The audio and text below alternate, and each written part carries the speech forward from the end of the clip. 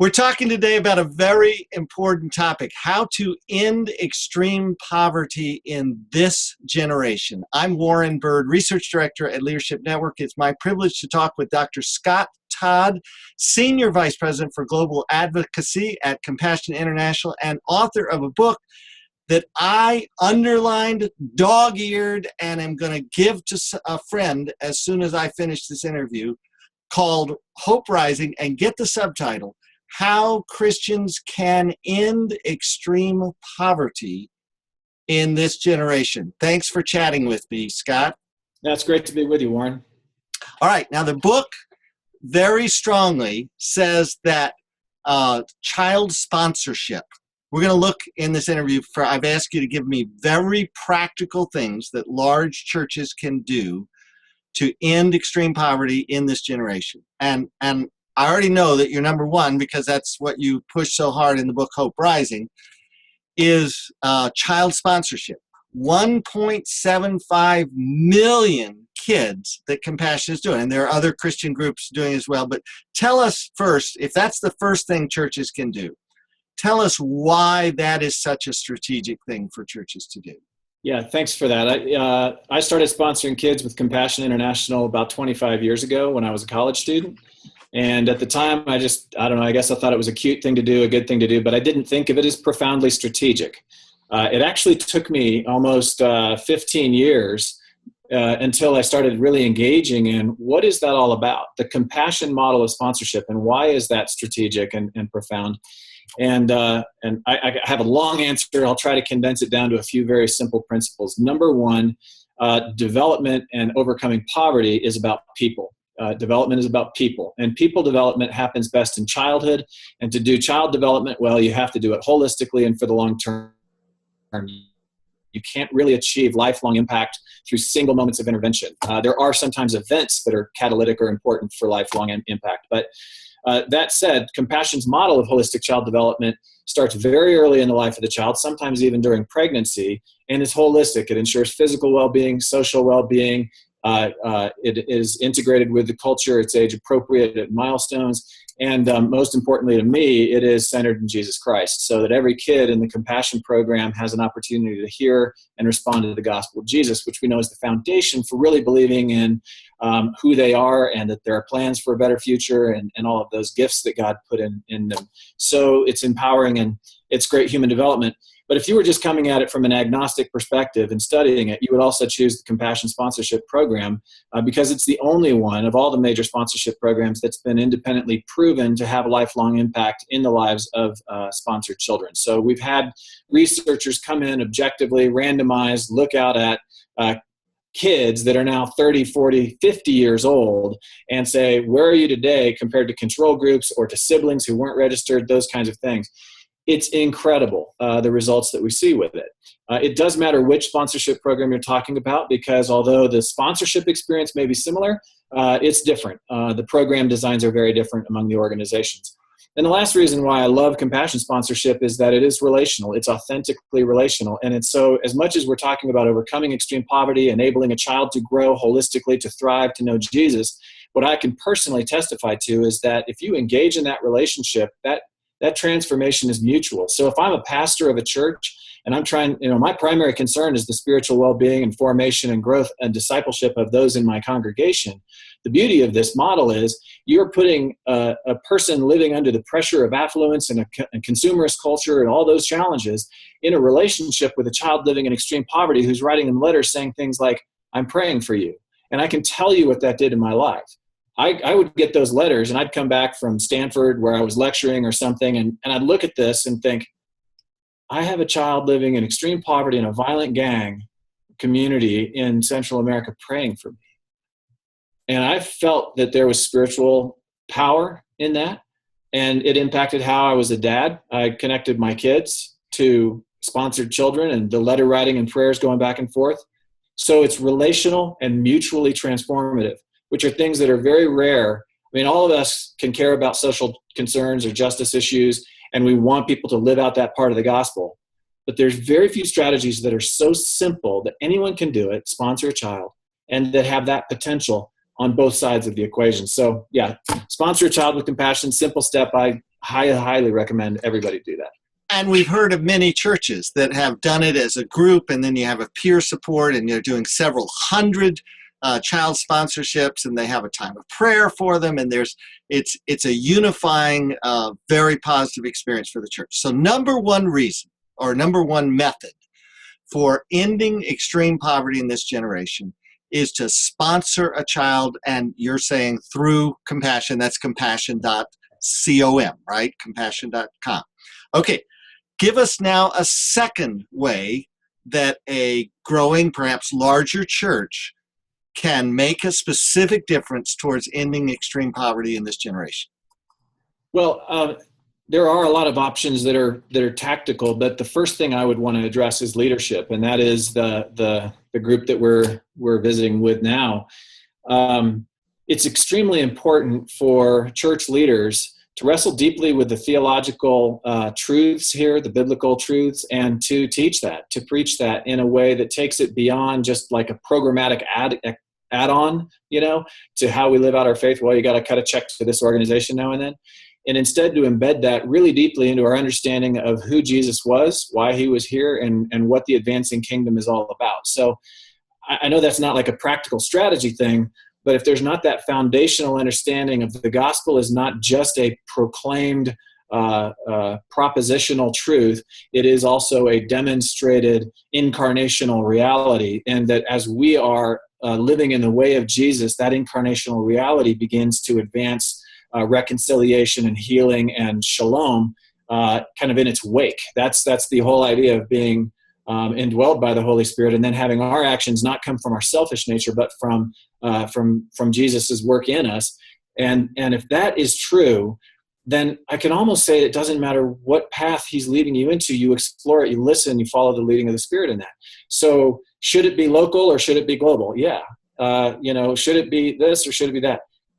The whole idea is that the Holy Spirit is one, and he has invaded and occupied millions of us, each to do our unique thing. So rather than doing any kind of comparative, this is the best thing, that's the best thing, I really just want to say the best thing is abide, listen, obey, and let that power flow through you, because you can never underestimate. It's easy to underestimate. You can never overestimate what God can do through your simple act of faithfulness. So if church leaders will fill the minds and imaginations of our brothers and sisters around this country with the idea that they're part of something enormous. There's tremendous potential to change the wrongs and the injustices and the poverty of this world if we will learn that simple stuff. And I know that's what they preach on probably every week, but this has to be an expression of that same thing. Again, not a like fad, not an add-on activity, not a, oh yeah, I probably should. And certainly a church leader needs to feel that it's embedded in the life of the church.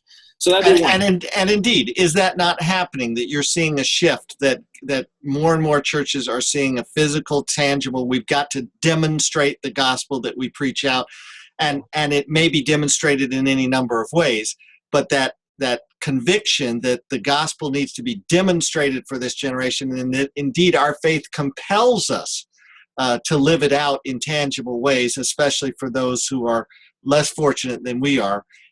Are you seeing that shift more and more? Definitely, no question about it. And it's seismic. I mean, it's kind of radical how fast it's taken us, because if you look before, in the 1990s and earlier in the 20th century, basically, there was this great schism between those who were kind of on the liberal side, and it was the social gospel, and there was reaction against that, to those who were on the evangelism side, and people sometimes confront me because I'm there saying that you got to do both. Everybody's saying that now. It's a common message. There's very few churches that are left over here on a radically polarized side of things. But they say, which one's more important? And I say, well, which one's more important to you, breathing in or breathing out? You really can't do one without the other. It's a false question. That's why when James says faith without works is dead, what it means is it's not possible. You cannot have the one without the other. They're interdependent, two sides of the same thing. So, it's changing. It's very exciting. I don't think, there are those who are concerned this is just like a trend thing, it'll go away or whatever. I don't think it is. I think we actually are seeing an embrace of the way of Jesus, which was he healed and he preached. He came and did both. And sometimes it was the healing where he was facing a debate, but they looked at the evidence of the miracle and they really had no words, right? So us living it out authentically, not earning, God's favor, not earning grace. It's not works-based salvation type stuff, but just responding to that love and grace that we've experienced in a way that has to flow through our lives into those around us and even around the world, is definitely happening. And that's exciting. Not that we're not under threat from many other forces, but that's a different topic. Okay. So if there's some kind of expression, sponsoring a child, compassion.com is one option. Can you give just some starter points of areas that you say, if for churches that get involved with this kind of thing, it absolutely leads towards ending extreme poverty in this generation? Justice. Justice is a huge issue. Systems. So Compassion's approach to it would be, it's people who build the systems, people who write the laws, people who judge, and people who are on the enforcement side of the law. And so develop the people and they will build that system. But that's a long-term strategy. And there are those who are already involved in challenging current policy or law, changing the visibility of those issues, strengthening engagement and accountability of law enforcement. And IJM, International Justice Mission, is an organization that does that extremely well. They are a Jesus-centered organization and good friends with Compassion. So I definitely encourage people. That simple step anybody can take, sponsor a child, usually leads to more engagement with the issues. And then they start going, what else can I do that's dealing with more systemic kinds of issues? And I would definitely encourage, check out IJM and partner with them. What other organizations or venues? Yeah, another issue is economic opportunity. So many times among the poor, there are innovators, there are entrepreneurs, again, from a child development perspective, you want to raise the kind of person who believes that if I take a risk, it might pay off, who can see a better future. So that's fundamental to the human condition. But once they're there, if there are no jobs, if there's no capital to access, if there's no way forward or no training, you're still stuck. And so I often recommend Hope International. Hope International does it's sort of like a microfinance program. Many people are familiar with small loans, but it's actually even better. It is a savings and credit association that revolves within the community. So it's very sustainable, locally owned, and the initiative within that community to finance their own ideas and develop small businesses creates jobs, and that's a huge part of the solution to extreme poverty. So Hope International, another strong recommendation. One more, you've talked about water. Yeah, we have made a ton of progress in the area of water. 2 billion people on this planet have gained access to safe drinking water since 1990. So a lot to celebrate. And waterborne disease used to be, past tense, used to be the number one killer of kids under the age of 5. So we've been dealing with this water problem for a long time. The challenge now is that there are many existing wells that have broken, or there's water systems that are failing for different reasons, or rural areas that we just haven't reached yet.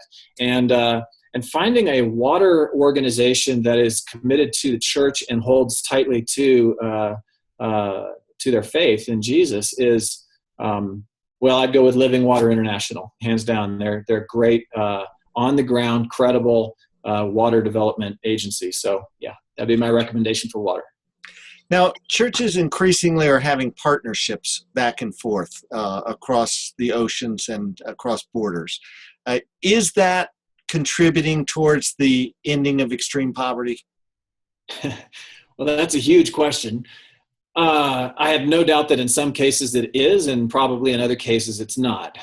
It's a very complex cross-cultural relationship. There are great resources that churches engaged in those relationships should read and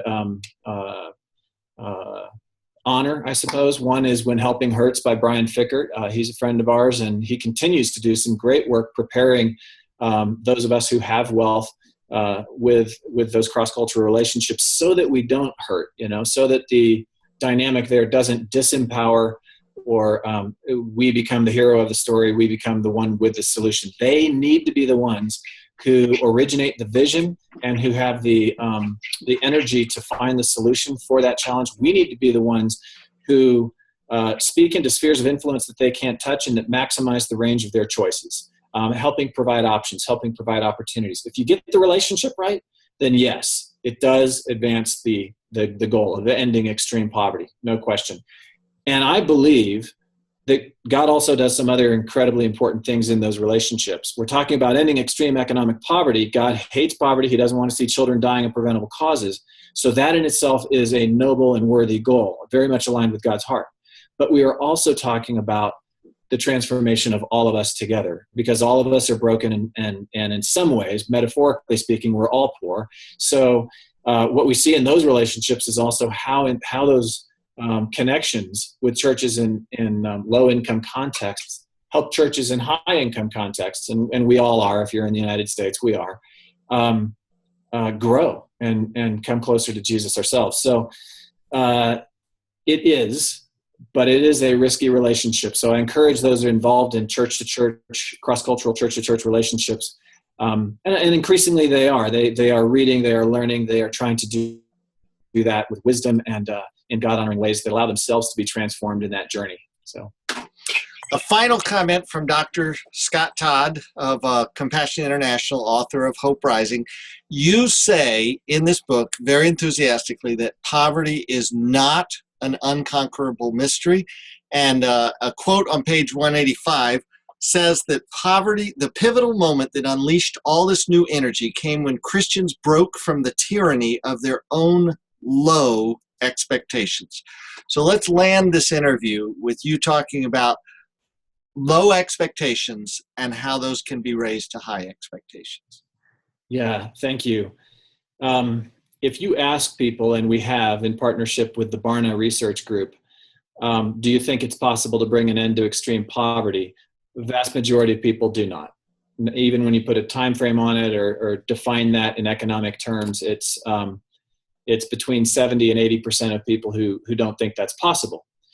And if you ask people, do you think the percentage of people living in extreme poverty has gone up or down since 1990? The vast majority think things have gotten worse, that the percentage of people in extreme poverty has gone up.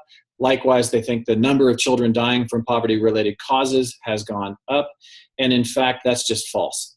So we start by believing things are worse than they are, in total contradiction to the data. The data show very clearly, compellingly, inarguably, that in 1981, 52% of the world's population was in extreme economic poverty, and today we're down to 18. Okay, cut in half, more than half in that time frame. Similarly, the number of children dying from poverty-related causes has been cut in half. We used to have 40,000 kids dying from those causes every single day, and now we're down to 18,000. So we've seen this remarkable progress, and I could go on and on. We could talk about 73% decline in measles fatalities, cutting malaria rates in half, increases in educational attainment, on and on. So the evidence of progress is staggering, and yet nobody knows. And I'm not just talking about Christians. This was general population surveys, and we did it twice in 2 different years. It's very clear that it starts with just not even knowing that things are getting dramatically better. But there's this fatalistic thought, no, it's getting worse, and it's not possible to end. So if we stay stuck in that space, if you don't believe a better future is possible, you're sure not going to invest in trying to get there. If you don't have a vision for a better future, you will not move, you will not act, you will not do anything to achieve it, because it's just, you throw your hands up in the air. Now, you might do a little token action, but you're not doing something that you think is contributing to this grand change in human history. So really in the book, Hope Rising, we say hope is 3 things. 1, a vision of a better future. 2, a way to get there. And 3, the courage to try. So we start by addressing the vision problem and saying, guys, we just haven't been looking at the truth. The truth is there's this data. It's very, very encouraging. People are skeptical even after they look at these numbers and realize this is the most credible stuff out there. And yet it's hard to imagine it. We've really, really come a long way. The way to get there are those things we've been talking about. What can you do? How can you help make that happen? But if you don't start with those low expectations and and it's true in all of life. It's not just in this case. It's anywhere where you don't believe a better future is possible, you'll stay stuck.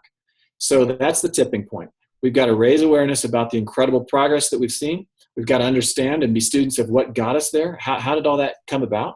And it's a complex topic, and then we got to celebrate that.